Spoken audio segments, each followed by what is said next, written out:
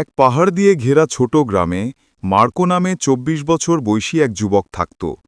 Marco ছিল খুব অস্থির। তার মন সবসময় চিন্তায় ভরা থাকত।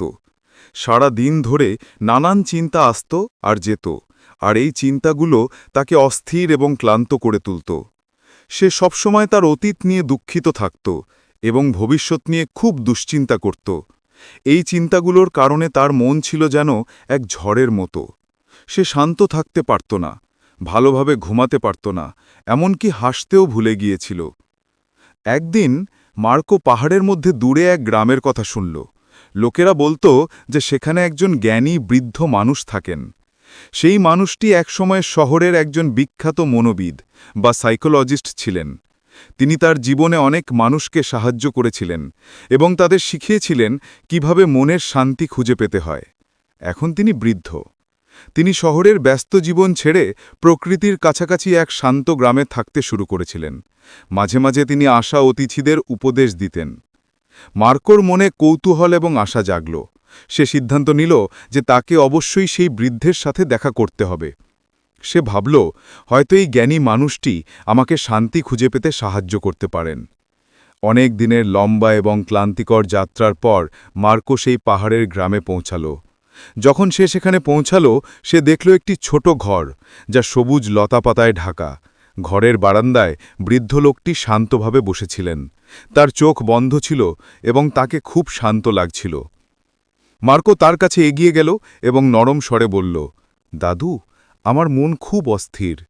আমি চিন্তা করা থামাতে পারি না। আমি হৃদয়ে শান্তি চাই। আপনি কি আমাকে সাহায্য করতে পারেন? বৃদ্ধ লোকটি ধীরে ধীরে চোখ খুললেন এবং শান্ত হাসি দিলেন। তিনি বললেন, তাহলে তুমি শান্তি খুঁজছ? তাহলে আমার সাথে এসো, আমি তোমাকে একটা ছোট কাজ দেব। তিনি মার্কোকে তার ছোট উঠোনে নিয়ে গেলেন। তারপর তিনি একটি গ্লাস জল দিয়ে একেবারে কানায় কানায় পূর্ণ করলেন। গ্লাসটি এতটাই পূর্ণ ছিল যে সামান্য ঝাঁকুনি লাগলেই জল ছলকে পড়ত। তিনি গ্লাসটি মার্কোর হাতে দিয়ে বললেন, এখান থেকে গ্রামের শেষ পর্যন্ত হেঁটে যাও এবং তারপর ফিরে এসো, কিন্তু মনে রাখবে তুমি এক ফোঁটা জলও ফেলতে পারবে না। মার্কো অবাক হয়ে তার দিকে তাকালো, কিন্তু সে নিজের সেরাটা দিতে চেয়েছিল, তাই সে চ্যালেঞ্জটি গ্রহণ করল। সে সাবধানে গ্লাসটি ধরল এবং হাঁটতে শুরু করল। রাস্তা ছিল সরু এবং ব্যস্ত। কিছু লোক হাঁটছিল, কিছু দৌড়াচ্ছিল। দোকানদাররা গ্রাহকদের ডাকছিল আর কুকুরেরা ঘিউ ঘিউ করছিল। কিন্তু মার্কো আশেপাশে তাকাল না। তার চোখ শুধু গ্লাসের দিকেই ছিল। সে ধীরে ধীরে এবং সাবধানে হাঁটতে লাগল, এক ধাপ করে। লোকেরা অবাক হয়ে তার দিকে তাকাল, কিন্তু কেউ তাকে বিরক্ত করল না। তারা জানত যে সে গুরুত্বপূর্ণ কিছু শিখছে।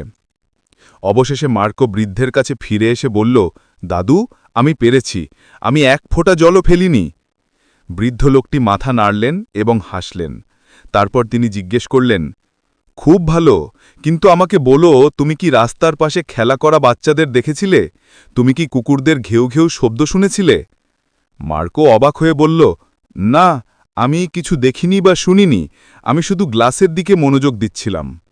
বৃদ্ধ লোকটি আবার হাসলেন এবং আলতো করে বললেন, এটাই হলো রহস্য, এমন কিছু যা সবসময় তোমার ভেতরেই ছিল কিন্তু তুমি জানতে না। যখন তোমার মন বর্তমান মুহূর্তে থাকে, তখন ভয়, বিভ্রান্তি এবং অতিরিক্ত চিন্তার জন্য কোনো জায়গা থাকে না। তুমি শুধু গ্লাসের জল নিয়ে ভাবছিলে। সেই সময় তোমার মন পুরোপুরি শান্ত হয়ে গিয়েছিল।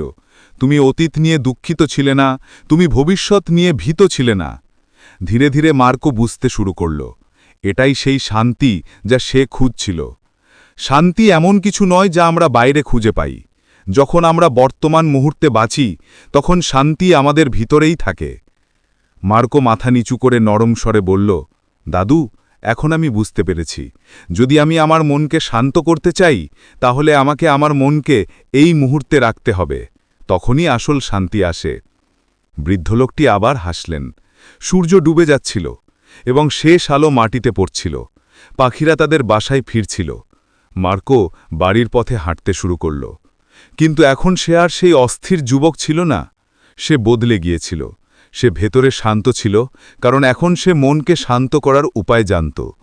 যদি গল্পটি আপনার ভালো লাগে তাহলে দয়া করে এটিতে একটি লাইক দিন এবং আপনার বন্ধুদের সাথে শেয়ার করুন এবং এই রকম আরও অনুপ্রেরণামূলক গল্পের জন্য আমাদের স্টোরিফিল চ্যানেলটি সাবস্ক্রাইব করতে ভুলবেন না।